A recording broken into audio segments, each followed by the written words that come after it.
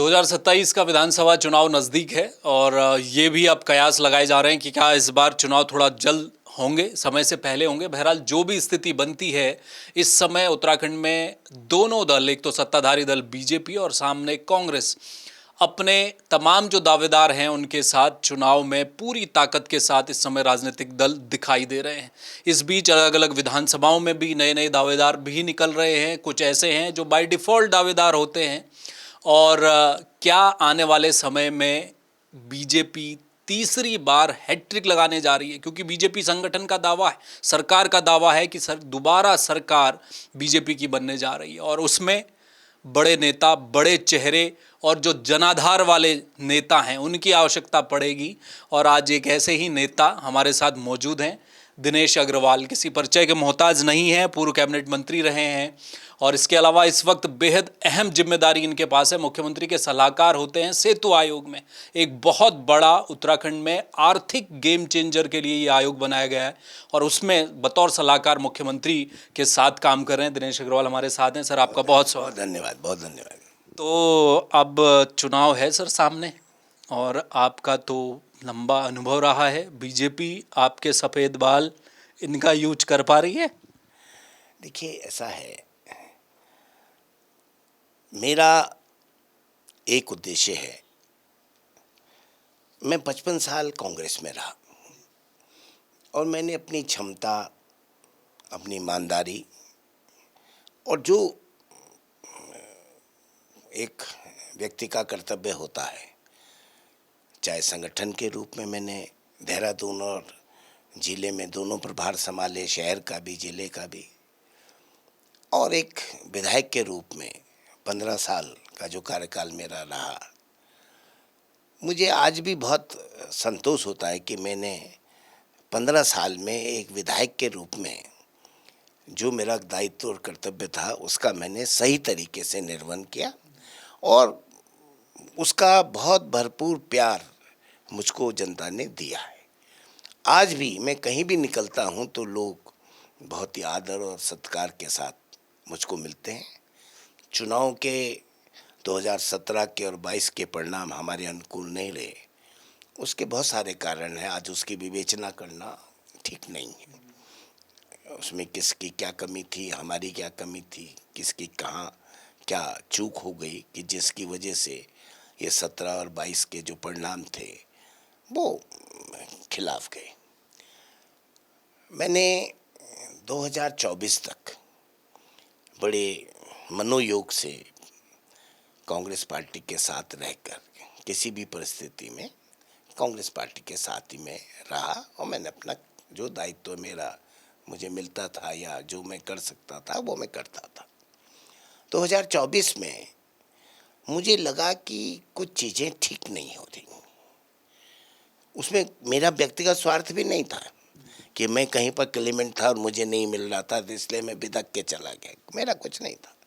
लेकिन मुझे लगा कि बहुत सारे लोगों का जो जो उनको न्याय मिलना चाहिए वो नहीं मिल पा रहा है।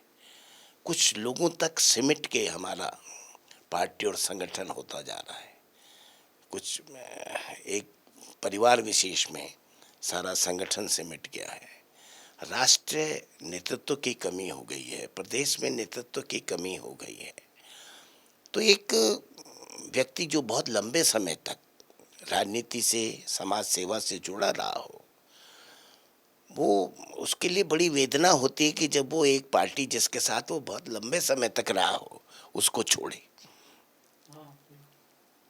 लेकिन एक फैसला हुआ और उस फैसले में वर्तमान मुख्यमंत्री धामी जी की बहुत बड़ी भूमिका रही, क्योंकि वो मेरे साथ एक विधायक के रूप में भी रहे और उन्होंने मुझे आग्रह के दृष्टिकोण से भी, एक सलाह के दृष्टिकोण से भी ये कहा कि भाई साहब आप हमारी पार्टी में आइए और यहाँ पर कार्य करिए।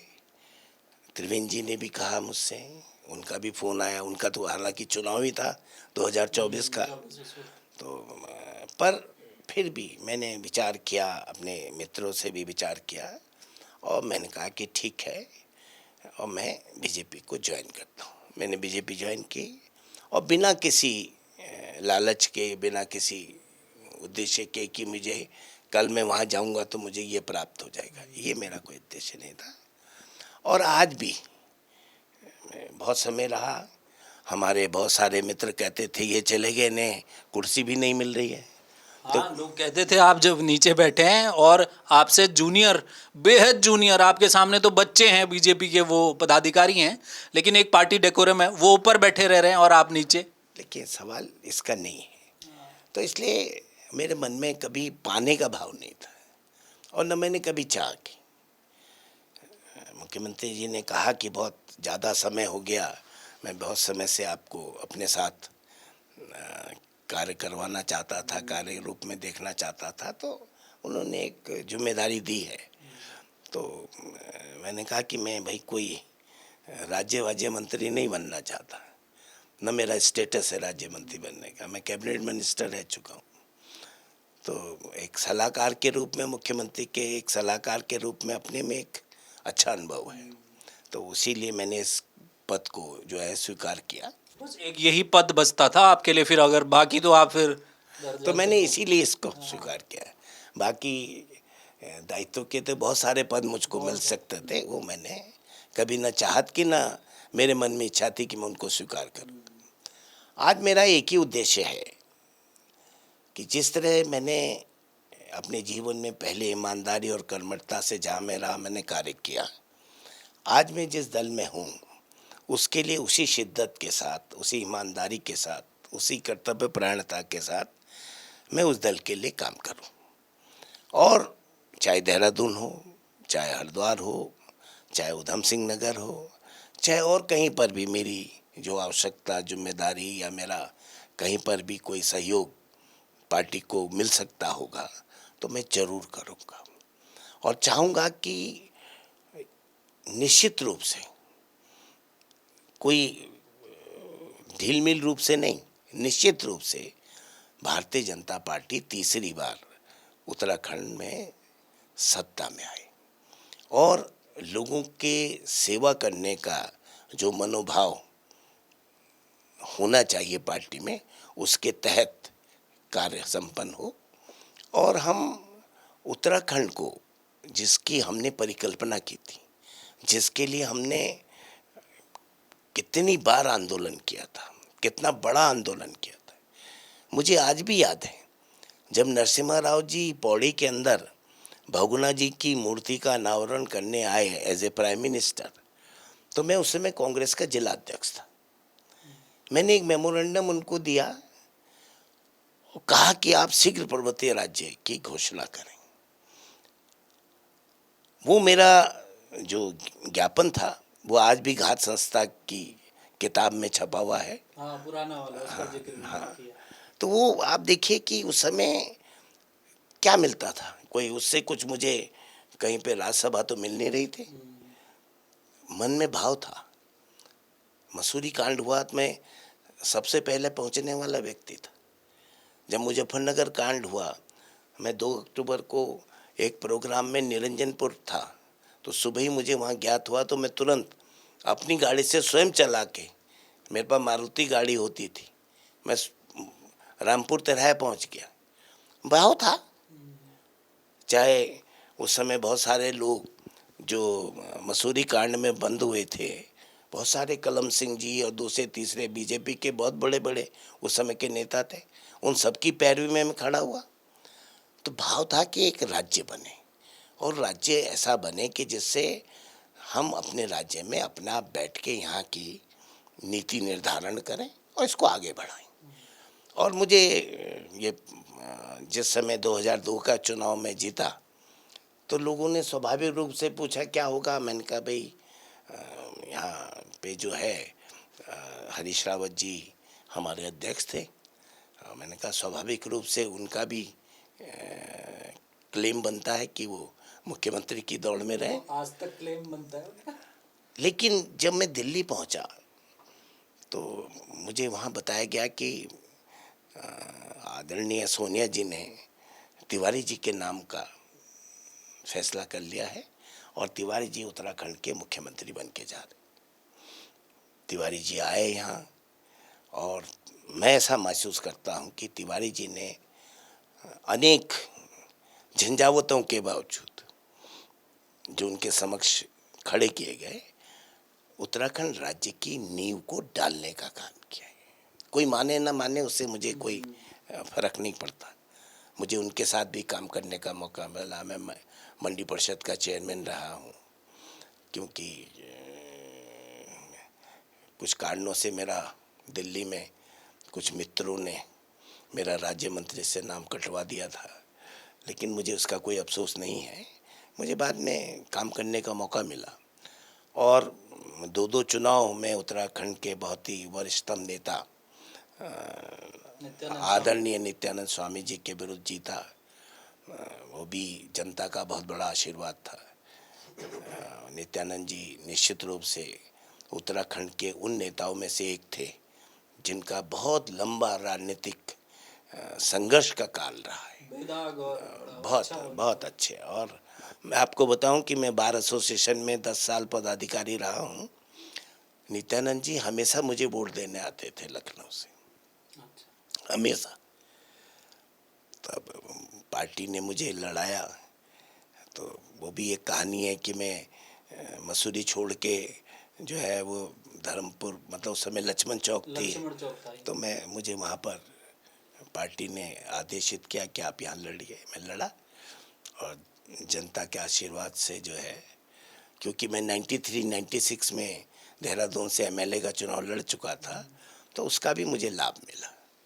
और बहुत समय तक संगठन में रहा, यूथ कांग्रेस से लेके कांग्रेस के संगठन में, जिले में भी अध्यक्ष रहा, शहर में भी अध्यक्ष रहा, तो कई चीज़ें रही। तो उन सब चीज़ों में उनका ज़मीनी लाभ मिलता है। और आज मैं महसूस करता हूँ कि समहाउ मेरे किसी कांग्रेस मित्र को बुरा लगे तो मैं क्षमा चाहूँगा। आज मैं महसूस करता हूँ कि हम संगठनात्मक रूप में जितना मजबूत भारतीय जनता पार्टी को देखते हैं, उसकी तुलना में हम कांग्रेस को बहुत ही नीचे स्तर पर देखते हैं। इसी सवाल पर मैं आ रहा था सर, क्योंकि आपसे बेहतर और कोई बता नहीं सकता। आप मंत्री भी रहे, सरकार का हिस्सा रहे, आपने एक सरकार को बहुत करीब से आपने चलाई भी है और देखा भी है। फिर आप विपक्ष के तौर पर कांग्रेस 7 साल आपने निकाले वनवास के, आप देखते रहे सामने बीजेपी की सरकार है, वो अनुभव भी आपने किया। फिर आप बीजेपी में आ गए, अब आप सरकार का हिस्सा भी हो गए, चूंकि मुख्यमंत्री के सलाहकार हैं, तो और भी करीब से इस सरकार को देख रहे हैं। वो अंतर क्या है? जैसे अभी एक बात उठी जब आपने कहा ना कि लोग आपके पुराने साथी कमेंट करते हैं कि भाई दिनेश अग्रवाल हैं, उनको किसी को पन्ना प्रमुख बना दिया, किसी को बूथ अध्यक्ष बना दिया, किसी को शक्ति केंद्र की जिम्मेदारी दे दी। वो जो बीजेपी का, मतलब इसमें कोई दो राय नहीं है, इस देश में राजनीति करने का तरीका बीजेपी ने अलग दलों को सिखाया कि भाई 24 घंटे भी काम होता है, वो जो तरीका है। और कांग्रेस कहाँ पर पाते हैं आप? देखिए, कांग्रेस में जिस तरह से पहले हमारे संगठन थे, चाहे आप संजय गांधी का ज़माना देखिए, उन्होंने यूथ कांग्रेस को किस तरह से आगे बढ़ाकर एक संगठन के रूप में खड़ा किया था। कांग्रेस की परंपरागत सेवा दल था, जो एक बहुत बड़ा कार्य करता था। महिलाओं का बहुत बड़ा आशीर्वाद इंदिरा जी जैसे नेतृत्व के ज़माने में कांग्रेस को मिलता था। आज उसका अभाव है। आज आपके पास महिला नेतृत्व होगा, मुझे नहीं कह सकता, मैं किसी पे उंगली नहीं उठाना चाहता, लेकिन ज़मीनी स्तर पे कुछ नहीं है। मुझसे बेहतर कौन जानता है? जो आदमी 8-8 चुनाव लड़ चुका हो, उससे ज़्यादा बेहतर ज़मीनी स्तर की कार्रवाई कोई नहीं जानता। राहुल और प्रियंका को देखते हैं आप? देखिए, राहुल जी, आप थोड़ा बहुत कहीं पर उनमें सुधार आया हो तो मैं नहीं जानता, लेकिन परिपक्वता नहीं है अभी भी। कुछ चीज़ें शिष्टाचार की होती हैं। आप विरोधी पक्ष पे को पर आरोप लगाइए, कुछ करिए, वो आपका अधिकार भी है, दायित्व भी है कि आप विरोधी पक्ष को, अपना जो भी आपका जो सत्ता पक्ष है, आप विरोध में हैं तो कटघरे में खड़ा करें, लेकिन उसमें शालीनता की कमी नहीं होनी चाहिए। उसमें उदाहरण है नेहरू जी का, उसमें उदाहरण है उनके पिता राजीव गांधी का, उसमें उदाहरण है अटल बिहारी जी का, किस तरह से उन लोगों के संबंध थे, किस तरह से वो अपनी परिपाटी को निभाते थे, विपक्ष और सत्ता पक्ष की। उसको समझना चाहिए। आप खाली जोर से किसी के खिलाफ अनर्गल बोल के समझते हो कि मैंने बहुत बड़ा कार्य कर दिया, वो संभव नहीं है। वो उसे जनता बहुत आपको परिपक्व नहीं मानती। आप अपनी बात को शालीनता से भी कह सकते हैं। जो बात बहुत गुस्से से या बहुत मुक्का बजा के आप कहते हैं, उसको शालीनता से कह देंगे तो क्या हर्ज होगा। आप प्रधानमंत्री का नाम लेके दी कहेंगे फलाना ढिमका, और यदि प्रधानमंत्री जी कह देंगे तो दोनों में कितना अंतर है। प्रधानमंत्री जी कहना और एक व्यक्ति का सलीका होना चाहिए। तो वो अपना कभी खोना नहीं चाहिए। और मैं समझता हूँ कि जिस परिवार से नेहरू परिवार, गांधी परिवार से राहुल गांधी आते हैं, उनमें और उनकी बहन में ही बहुत फर्क है। दोनों में ही बहुत फर्क है। प्रियंका जी बेहतर लगती है। बेहतर प्रियंका का बातचीत करने का जो सलीका है वो राहुल गांधी से 100 टाइम बेटर है। 100 टाइम बेटर है, मैं कह सकता हूँ। अब आप देखिए कि हमारे राज्य के अंदर युवा मुख्यमंत्री हैं धामी जी, वो हरीश रावत से भी मिलते हैं, वो और नेताओं से भी मिलते हैं, वो हर एक से वो खुद ही एक दिन कह रहे थे अपने उसमें कि मैं तो तिवारी जी के पास हर 10वें दिन चला जाता था। एक बैठक में, अभी कहीं पर एक बैठक थी तो मैं भी था उसमें, तो मेरी तरफ इंगित करते बोले ये दिनेश जी तो तब विधायक भी थे और वो दायित्व भी था इनके पास, और मैं तो तिवारी जी के पास हर 10 दिन में जाता था। कि मैं विरोध का यदि आदमी भी था तो मुझे उनसे कुछ ग्रहण करने में क्या दिक्कत थी। तो जो शालीनता रहनी चाहिए।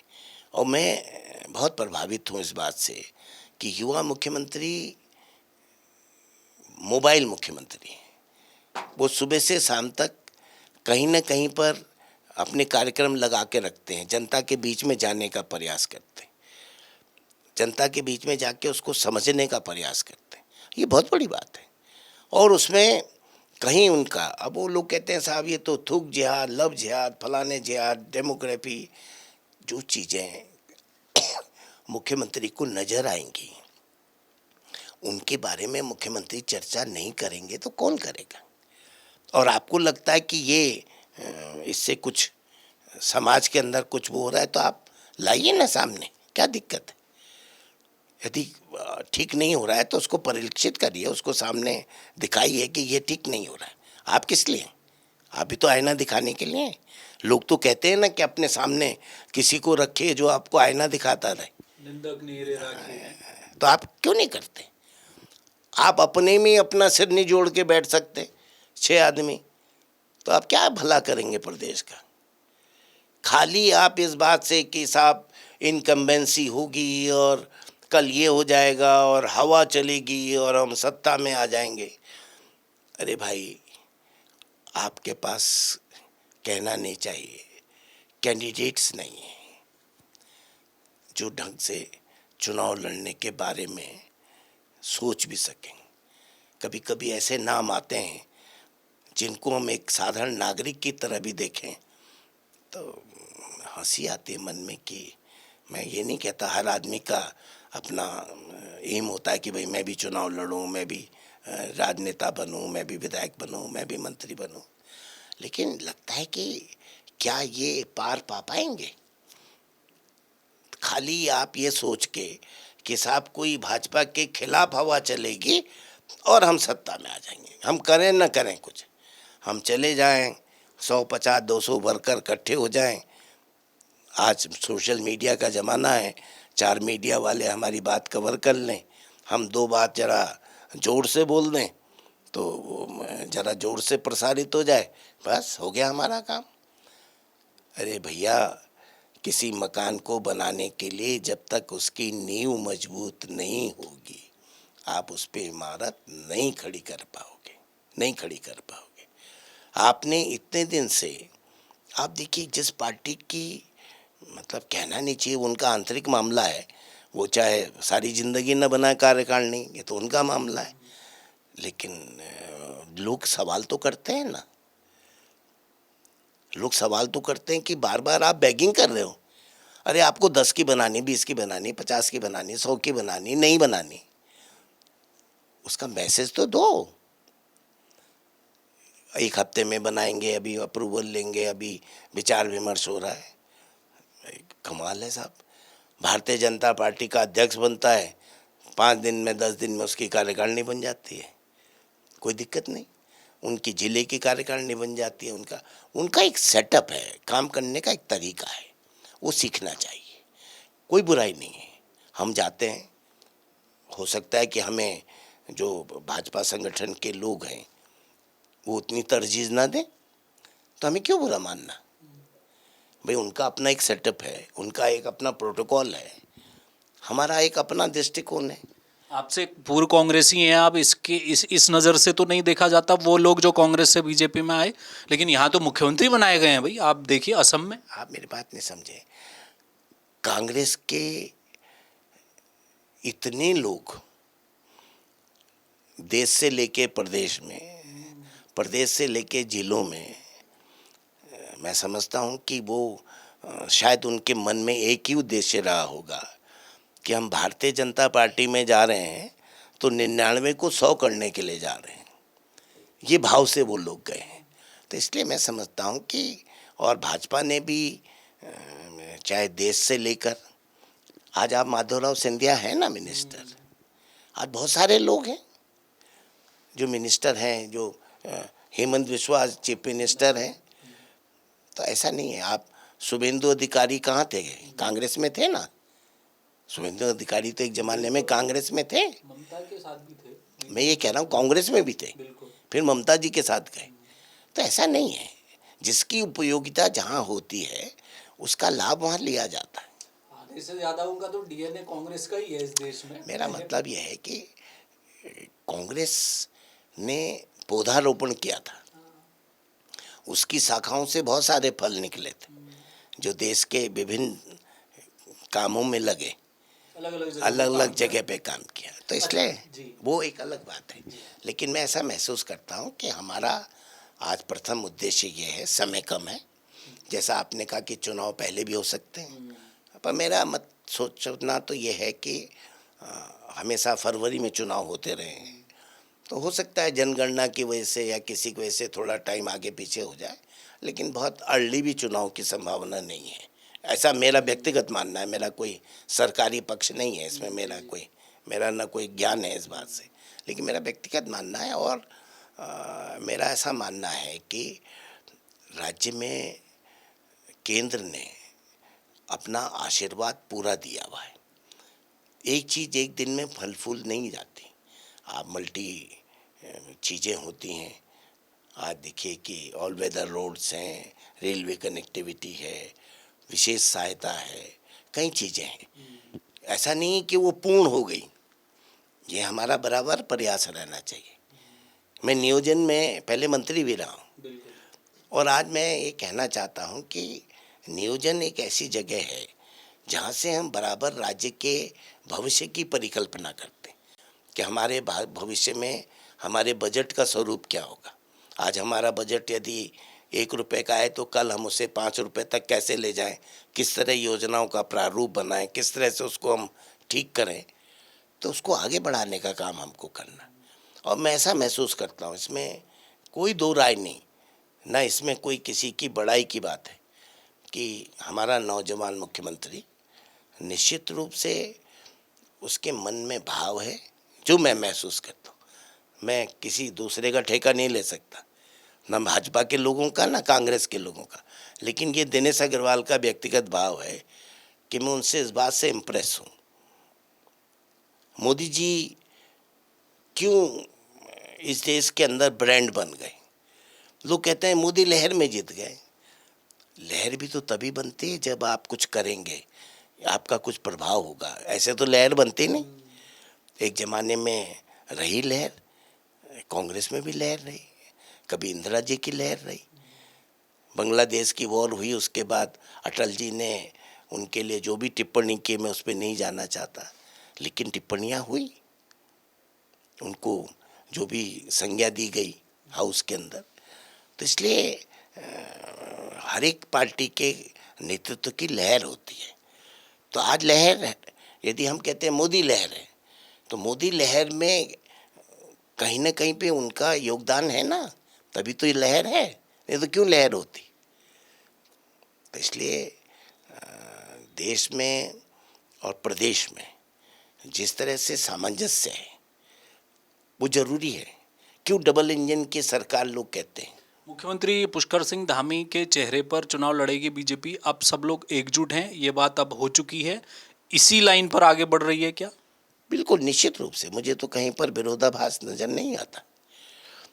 जितना मैं देखता हूँ और जितनी कोई ऐसा बहुत मैं कोई इंटरनल वो नहीं हूँ, लेकिन जितनी दृष्टि से भी मैं देख सकता हूँ उतनी दृष्टि से जो मैं देख रहा हूँ वो निश्चित रूप से और बहुत माइक्रो लेवल पे जिस तरह से वो लोग अपने कैंडिडेट्स का चुनाव करते हैं, अपनी पार्टी को किस तरह से क्या चीज़ों की ज़रूरत होगी उसको सब एकत्र करने का काम करते हैं, तो वो ही चुनाव प्रबंधन है। क्योंकि आज विदाउट चुनाव प्रबंधन आप किसी चीज़ को जल्दी से पा नहीं सकते हैं। आज आपके पास यदि मोहल्ले में आपको 1000 झंडा लगाना है तो उसके लिए आपको पहले से प्लानिंग करनी पड़ेगी कि झंडा एकत्र हो और झंडा लगाने वाला एकत्र हो। वरना तो कभी कभी हमारे बहुत सारे साथियों के पास ना तो झंडा होता ना झंडा लगाने वाला होता। बहुत सारे साथियों को यही नहीं मालूम होता कि बूथ क्या है। तो इसलिए ये सब चीज़ें प्रबंधन की हैं और उस प्रबंधन का काम भारतीय जनता पार्टी के प्रदेश अध्यक्ष से लेके और नीचे तक का जो कार्यकर्ता है वो उसको बराबर चैनलाइज करता है। यही उनकी जो है जीत का बहुत बड़ा, मैं समझता हूँ कि बहुत बड़ा एक कारण है। मेरा एक आखिरी सवाल है सर, धर्मपुर लक्ष्मण चौक से आप जीतते रहे, फिर परिसीमन के बाद सीट बदली, धर्मपुर में आप आए, विनोद चमोली लगातार अब विधायक हैं यहाँ पर और आप इस सीट के पुराने विधायक रहे हैं, यहाँ से मंत्री भी बाद में आप रहे। क्या इस बार आपकी दावेदारी मानी जाए कि एक चेहरा आप धर्मपुर में है, आपका एक बड़ा वोट शेयर यहाँ पर है, वो आशीर्वाद आप किसी और को देना चाह रहे हैं या आप चाहते हैं कि आप एक बार फिर राजनीतिक पारी जो खुलकर आप बीजेपी में हो जाए? अभी तो आप आए हैं, सलाहकार बनाए गए हैं, अच्छी बात है, लेकिन विशुद्ध तौर पर अब एक और नई पारी के लिए तैयार हैं आप इस बार धर्मपुर से? देखिए, अभी मैं ऐसा महसूस करता हूँ कि जो वर्तमान में दिखाई देता है तो अभी कहीं वैकेंसी नहीं है। There is no vacancy. 2002 में मैं पहले मसूरी लड़ना चाहता था। लास्ट पॉइंट पे कांग्रेस की जो इलेक्शन कमेटी है उससे अप्रूव भी हो गया था, पर बाद में किसी कारणों से मेरे को वहाँ से हटाकर फिर लक्ष्मण चौक भेजा गया। धर्मपुर क्योंकि लक्ष्मण चौक का ही एक पार्ट थी परिसीमन के बाद, तो मैंने धर्मपुर को अडॉप्ट किया था और फिर वहाँ से मैं बहुत अच्छे मार्जिन से जीता। लेकिन 2017 और 2022 के जो चुनाव परिणाम थे उसमें मैंने कहा ना कि जो परिस्थितियाँ थी उसकी मैं आज यहाँ पर चर्चा नहीं करना चाहता था। अब आज प्रश्न उठता है कि साहब आप क्या धर्मपुर से लड़ना चाहते हो? क्या आप दावेदार हो? क्या आप मसूरी के दावेदार हो? क्या आप मसूरी लड़ना चाहते हो? मेरा कहना है कि अभी कोई वैकेंसी नहीं और आज की डेट पे हम पार्टी में आकर और दावेदारी करके बैठ जाए वो शोभा भी नहीं देता। आज हमारा काम है कि हमें जो दायित्व, जो जिम्मेदारी, जो कल हमारी उपयोगिता जहाँ कहीं पे भी पार्टी को महसूस होती है वो हमारा उपयोग करें, चाहे वो सरकार में उपयोग करे, चाहे वो किसी और जिम्मेदारी पे उपयोग करे और चाहे वो कहे कि आपको कहीं पर चुनाव लड़ना है तो मैं उसके लिए मना नहीं करूँगा। लेकिन ये मेरे ऊपर नहीं है, मैं उसका कोई याचक नहीं, मैं कोई उसका दावेदार नहीं। ये पार्टियां आदेशित करती हैं कि आपको लोकसभा में जाना है। कल त्रिवेंद्र रावत यहाँ पर विधायक थे, उनको लोकसभा भेजा गया। बहुत सारे लोग थे जिनको पहले यहाँ पर रखा गया, फिर आगे भेजा गया। तो ये पार्टियां करती रहती हैं। तो किसकी उपयोगिता कल पार्टी कहाँ समझेगी और उसके प्रतिस्थापन पे दूसरे को कहाँ भेजेगी, ये आने वाला समय बताएगा। नहीं, वो कहते हैं ना, बच्चा जब तक रोता नहीं माँ दूध नहीं पिलाती। अब खैर वो आपका समय निकल गया है उस तरह का, लेकिन कहीं एक एप्लीकेशन लिखकर तो दे देनी पड़ेगी।